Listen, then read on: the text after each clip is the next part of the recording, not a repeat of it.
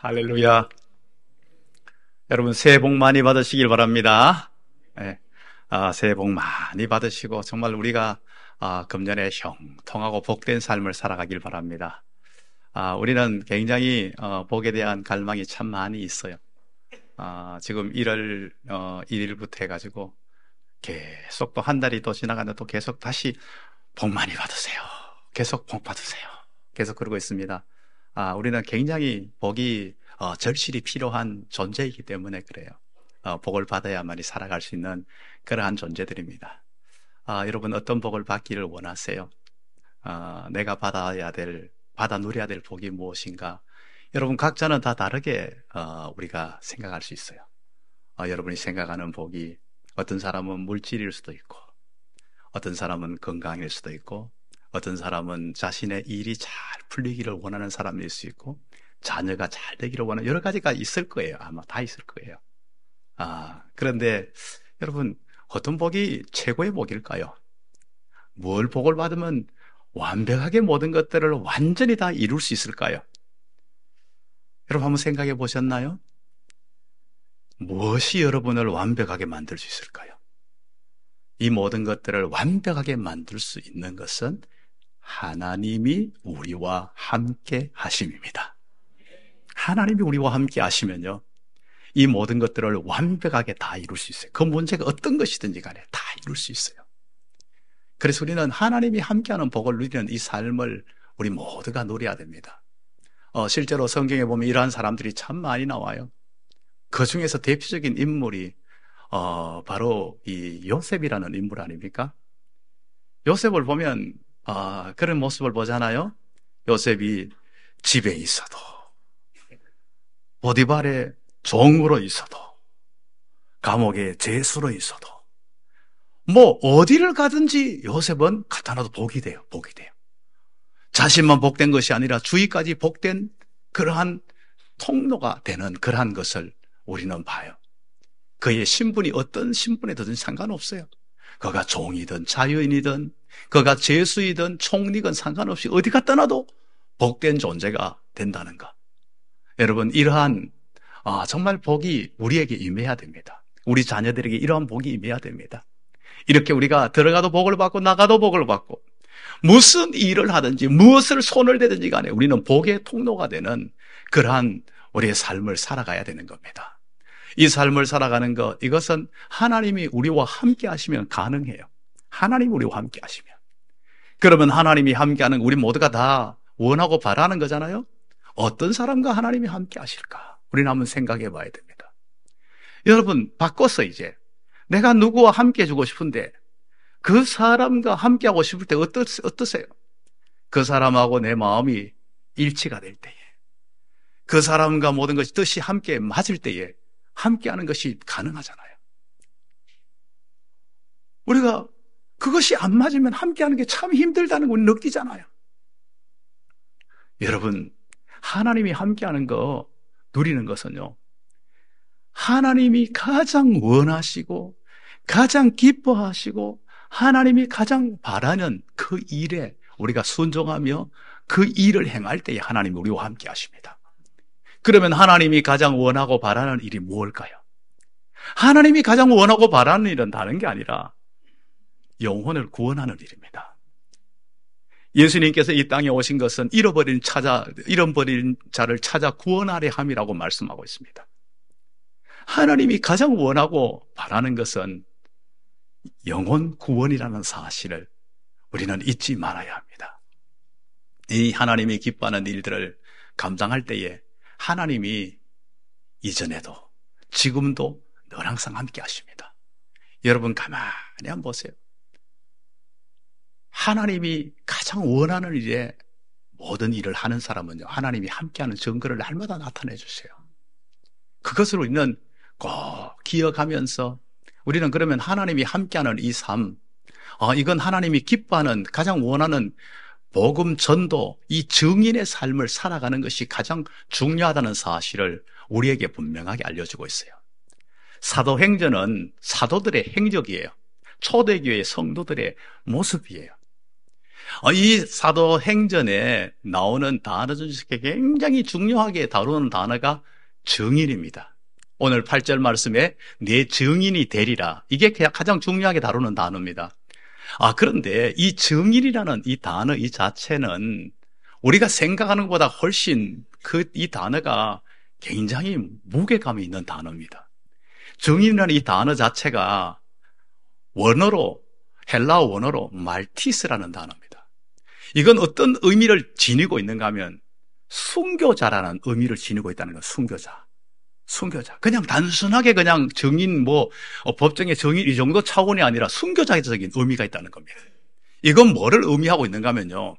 내가 믿고 있는 이 신앙, 이 복음, 이것을 위해서 죽기를 각오하고 내가 살아간다. 죽기를 각오하고 이것을 전한다. 이것이 담겨 있는 거예요. 실제적으로 초대교회에 증인의 이 삶을 살면서 수많은 사람들이 순교를 각오하고 이 증인의 삶을 살았다는 것을 우리는 알아야 됩니다. 자신의 믿는 신앙, 자신의 믿는 믿음, 자신이 전하는 이 복음, 이것 때문에 실제로 죽음을 불사했다는 것입니다. 이럴 때에 진정한 증인의 삶을 살 수 있다는 것을 우리에게 보여주고 있는 거예요. 그거는 2000년 전의 일이고 지금 요즘 어떻게 그렇게 삽니까? 천만의 말씀이에요. 지금 이 시대 속에서 바로 우리의 풍역 땅에 있는 우리 믿음의 형제들은 이 삶을 지금 살고 있어요. 내가 믿는 이 신앙, 이 믿음, 이 정가는 복음 때문에 실제적으로 지금 죽음을 불사하면서 순교적으로 살아가고 있는 현실이에요. 해교권에서 또한 힌두권에서 지금 실제적으로 내가 믿고 있는 이 믿음, 내가 전가하는 이 복음 때문에 죽는 일이 너무나 많이 나타나고 있다는 것을 우리는 알아야 된다는 것입니다. 우리는 이 사실을 알면서 그러면 굉장히 우리는 부담스러워요. 부담스럽지만 우리는 너무 부담 가질 필요 없어요. 하나님이 이렇게 복음적인 삶을 사는 사람들에게 하나님이 함께 하시겠다고 말씀하고 있어요. 사도행전 18장 10절에서 내가 너와 함께 있음에 어떤 사람도 어떤 대적도 해롭게 할 자가 없을 것이라. 이 성중에 내 백성이 많음이니라. 하나님이 함께 해주시겠다는 거예요. 복음 전가하는 자와 함께 해주시겠다는 거예요. 그렇기 때문에 이 모든 것들을 승리할 수 있다는 것을 우리에게 분명하게 말씀을 해주고 있다는 것을 우리는 알아야 합니다. 그러면 우리가 이 복음의 증인으로 성장하기 위해서는 어떻게 해야 될까요?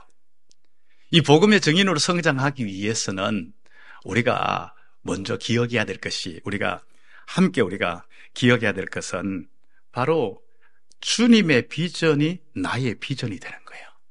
주님의 비전이. 예수님의 제자들을 모습을 보면 참 안타까운 모습을 보잖아요. 예수님의 제자들의 비전과 주님의 비전이 달랐어요. 주님이 꿈꾸는 것과 제자들이 꿈꾸는 것이 달랐어요. 완전 동상이몽이었어요. 제자들은 정치적인 메시아를 기대했고 정치적인 메시아를 예수님으로 따르면서 예수님이 정권을 잡으면 거기에서 한자리해서 출세하고자 하는 것이 이들의 꿈이었어요. 그러나 주님의 꿈은 이들이 꿈꾸는 것과 달랐어요. 주님의 꿈은 이 세상의 죄인들이 회개하고 주께로 돌아와서 하나님의 백성으로 구원받는 게 주님의 꿈이었어요. 주님의 꿈은 처음부터 줄곧 이 꿈이었어요. 처음에 전거했던 메시지가 회개하라 천국이 가까웠느니라. 회개함으로 하나님의 나라 백성이 되어져서 이제 하나님의 나라 백성으로 온전히 삼고자 하는 게 주님의 꿈이었어요. 그러나 제자들은 이 꿈을 가지고 있지 않았습니다. 자신들의 야망, 자신들의 출세가 그 꿈이었어요. 그런데 예수님이 어떻게 되십니까? 십자가에서 죽습니다. 죽는 순간에 제자들의 꿈은 산산조각 다 나버립니다. 이제 끝장났다고 생각하는 이러한 상태가 되어버립니다. 이러한 상태가 되어 있는 이 제자들에게, 절망적인 제자들에게 주님은 3일 만에 부활하십니다. 3일 만에 부활하시고 난 후에 제자들이 이제 제자들에게 나타나셔요. 나타났을 때 제자들이 질문을 합니다. 질문하는 그 질문이 어떻게 질문하고 있는가? 참 보면요, 너무나 안타까운 모습을 보입니다. 6절 말씀 우리 함께 볼까요? 같이 보겠습니다. 6절 말씀을 같이 한번 봅니다. 자, 같이 읽습니다. 그들이 모였을 때에 예수께 여쭈어 이르되 주께서 이스라엘 나라를 회복하심이 이때니까 하니. 자, 예수님이 죽으셨다가 다시 살아났으면요, 이들이 이제 좀 달라져야 되는데 하나도 안 달라졌어요. 이스라엘 나라의 회복하심이 이때니까, 이제 당신이 죽음마저도 이기고 이제 능력 가운데서 다시 살아났으니 이제는 드디어 이스라엘을 로마 압제에서 해방시키는 겁니까? 이제 드디어 이때가 이제 해방되는 때입니까? 우리의 꿈이 드디어 이루어지는 겁니까? 이렇게 지금 질문하고 있는 거예요. 참 안타까운 모습을 보이고 있죠. 참 답답한 모습을 보이고 있어요. 이들은 여전히 주님의 꿈과 다른 모습을 보이고 있음을 우리는 알 수가 있다는 것입니다.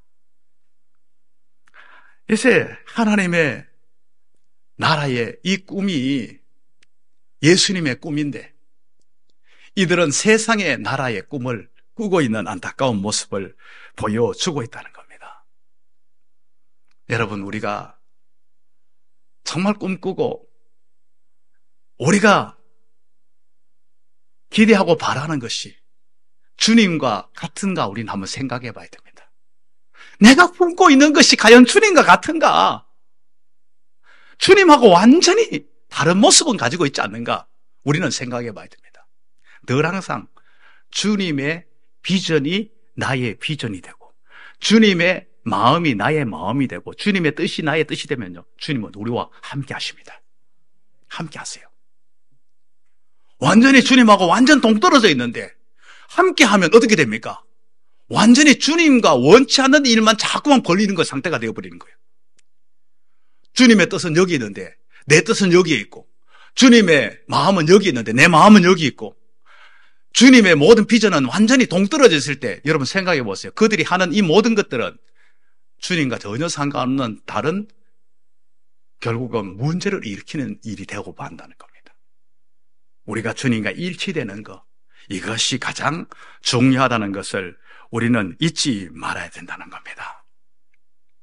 우리는 이 땅에 살아가면서 늘 항상 주님과 일치된 것이 되어지면요, 하나님이 우리와 함께 하십니다.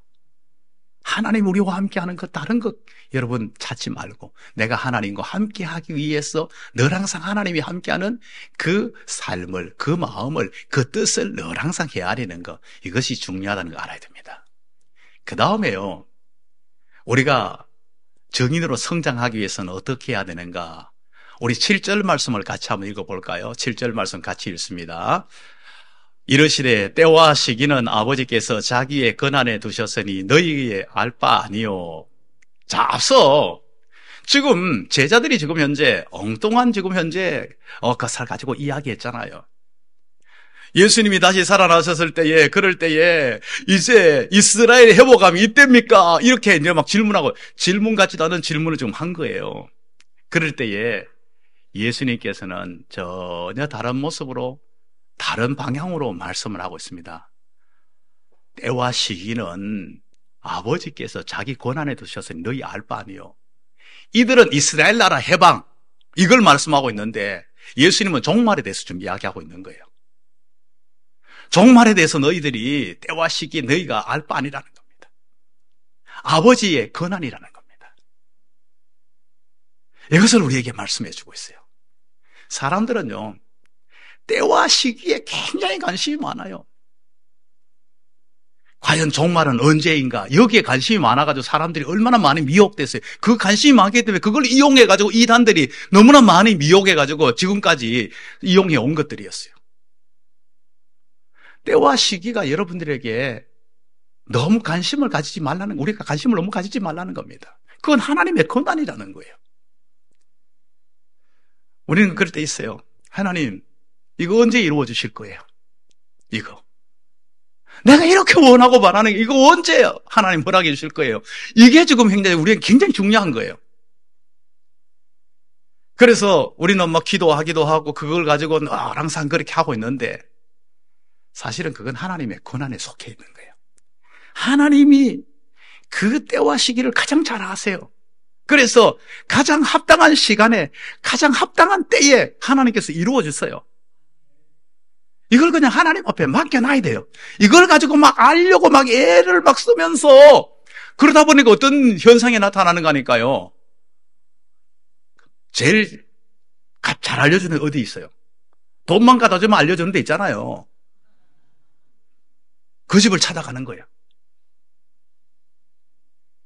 사주 보고 타로 찾아가면 돈만 주면 그냥 바로 알려줘요. 바로 알려줘요. 거기에 찾아가서 자신의 영혼을 팔아먹는지 모르고 자신의 믿음이 다 병드는지 모르고 거기에 찾아가서 묻고 있는 거예요. 우리는 그런 모습으로 살아가서는 안 된다는 겁니다. 때와 시기는 하나님의 권한에 되어 있어요. 권한입니다. 여러분, 이거를 여러분 철저하게 알아야 됩니다. 우리가 종말에 관해서도 마찬가지예요. 우리가 종말에 때를 잘 아는 게 중요한 게 아니라 내일 종말이 온다 할지라도 오늘까지 어떻게 됩니까? 주님 앞에 설 때에 부끄러움 없는 모습으로 서는 게 더 중요한 거예요. 내가 주님 앞에 주님이 원하시는 일을 성실하게 정말 충실하게 믿음으로 바로 서서 살아가는 게 중요한 것이지 언제 아는 게 중요한 게 아니에요. 우리의 무슨 일이 이루어지는 거 그거 알기 위해서 발버둥 치는 것이 아니라 내가 그것을 위해서 더 성실하게 충실하게 준비하는 게 더 중요해요.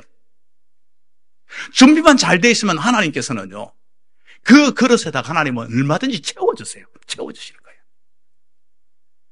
저도 그 때와 시기 때문에 울며 불며 기도한 적이 있었어요. 기도했었는데 하나님은 그 때와 시기를 하나님의 때가 있더라고요. 엉엉 울면서도 기도했고요. 그런데 그 때가 되니까요 그냥 꽁꽁 얼었던 그 땅이 봄이 되면서 그 모든 것들이 풀리면서 꽁꽁 얼어가지고 도저히 빠져나올지 않은 그 단지가 그냥 쑥 빠져나오듯이 그 문제가 싹 해결되는 것을 제가 경험했어요. 그러면서 한편으로는 내가 그거 가지고 막 울고 불고 하면서 막 발부둥 쳤던 그 시간들이 어리석었다는 생각을 들었어요. 그게 아니었는데 내가 그냥 하나님께서 하나님의 시간에 하나님의 때에 이루실 것을 믿고 내 주어진 일에 충실히 더 했으면 내가 정말 더 멋진 삶을 살았을 텐데 왜 그것 때문에 울고 상처받고 그것 때문에 힘들었던가 하는 후회스러운 것이 들더라고요. 우리는 그렇습니다. 때와 시기는 하나님의 권한이에요.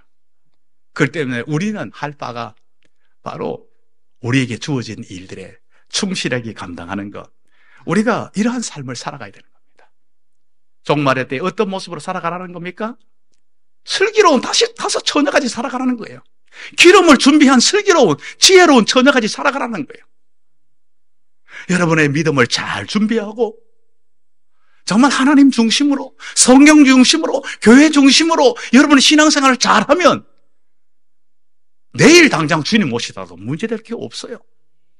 그러나 내일 온다는 건 알아본들 내가 지금 현재 삶이 엉망이면 무슨 의미가 있습니까? 부끄러운 일밖에 있습니까?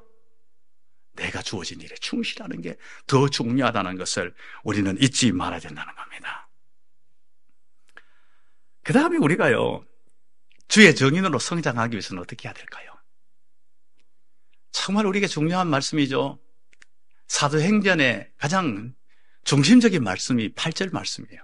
우리 같이 8절 말씀 같이 읽습니다. 자, 시작. 오직 성령이 너희에게 임하시면 너희가 권능을 받고 예루살렘과 온 유대와 사마리아와 땅끝까지 이르러 내 증인이 되리라 하시니라. 아멘. 자, 우리는요 아무리 크고 중요한 일을 계획하고 목표를 세우고 한다 할지라도 우리 능력 없으면요 못해요. 능력이 없어서 못할 때에 참 우리가 답답하고 괴로울 때가 있어요. 이게 얼마나 중요한 일이라는 걸 알고 이걸 꼭 이루어야 되는데 내가 능력이 부족해서 한계를 느끼면서 못할 때에, 그때에 너무 마음이 괴로울 때가 있어요. 우리가 복음의 증인되는 것, 이건 굉장히 중요한 일이에요. 이건 하나님의 꿈이고 우리가 이루어야 될 꿈입니다.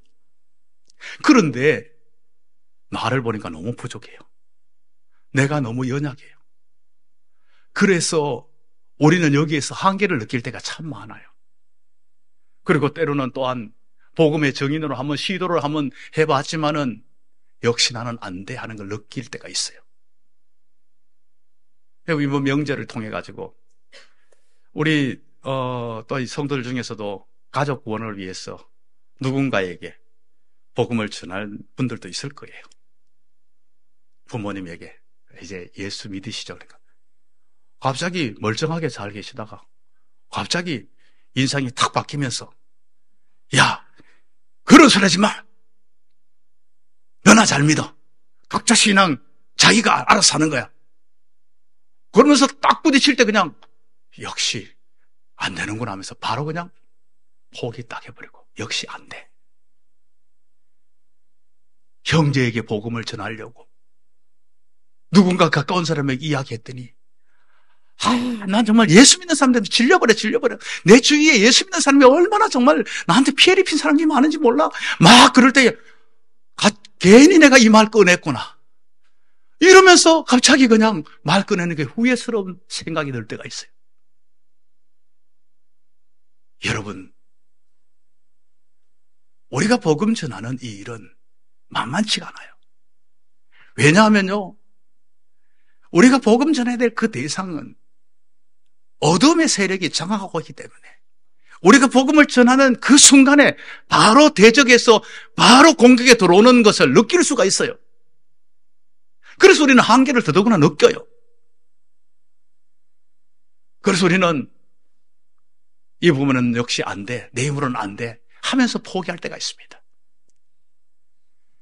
그렇기 때문에 우리에게 우리의 연약함, 우리의 문제를 아시고 오직 성령이 너희에게 임하시면 너희가 권능을 받고 내 증인이 되리라. 내 힘으로 안 된다고 여러분 포기하지 마세요. 이것은 내 힘으로 할 수 있는 게 아니에요. 성령의 권능이 임할 때에 우리는 증인의 삶을 살 수 있는 겁니다. 성령의 능력이 임할 때에 우리의 입술을 열어서 담대하게 복음을 전할 수 있는 용기와 지혜도 주시는 겁니다. 성령의 능력이 임할 때에 꽉 닫혀있는 마음이 열려지는 역사가 나타나는 겁니다. 상대의 지성세계도 열어주는 겁니다. 성령이 깨닫게 하고 모든 것들을 이루시는 분은 성령님이시지 우리가 하는 것이 아니에요. 내가 연약하고 내가 무능하고 상대가 강하고 그렇게 느낀다고 포기하지 마십시오. 성령이 우리와 함께 하실 때에 우리가 권능을 받고 성령의 능력으로 이 모든 것들을 이루신다는 확신을 가지고 임할 수 있기를 바랍니다. 그럴 때 하나님께서 이 모든 것들을 이루어가는 것을 우리는 분명하게 경험하게 될 것입니다. 오늘 8절 말씀에 뭐라고 말씀하고 있나요? 되어라고 아니에요. 되어라. 내 증인이 되어라 이렇게 되면요, 내가 이것을 이루기 위해서 막 힘쓰고 애쓰고 내 능력으로 내 힘으로 해야 되는 거지만요, 되리라. 뭘로요? 성령이 너희에게 임하시면 되리라. 증인이 되리랍니다. 이미 되도록 만들어준다는 거예요. 이 모든 것들을 되도록 만들어주시는 그 주님만을 의지하고 나아갈 수 있기를 바라겠습니다. 우리는 연약해도 우리는 부족해도 문제가 없습니다. 성령님이 우리와 함께 하도록 우리 가운데 보내주셨습니다. 그 성령의 능력으로 우리는 이 모든 일들을 감당할 수 있다는 사실을 우리는 잊지 말아야 된다는 겁니다. 이 성령의 능력이 우리에게 마실 때에 우리는 못할 일이 전혀 없다는 것을 잊지 마시길 바랍니다. 어제 우리는 하나님이 함께하는 삶을, 이 축복을 이 복을 어떻게 누리는지 우리는 알고 있습니다. 마태복음 28장 18절에서 20절 말씀에 뭐라고 말씀하고 있는지 우리는 잘 알고 있잖아요. 너희는 가서 모든 족속으로 제자를 삼아 아버지와 아들과 성령의 이름으로 세례를 주고 내가 너희에게 분부한 모든 것을 가르쳐 지키게 하라. 볼지어다 내가 세상 끝날까지 누구와? 너희와 항상 함께 하시니라. 할렐루야.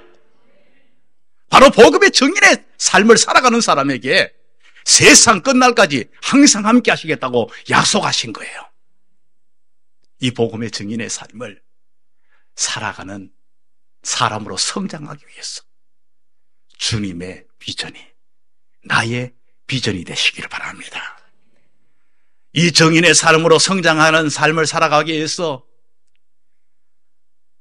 모든 관심을, 모든 것들을 주님 앞에 내어 맡기길 바랍니다.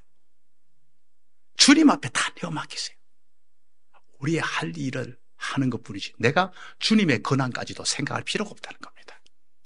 이 증인의 삶을 우리가 잘 감당하기 위해서 성령의 충만함을 입으십시오.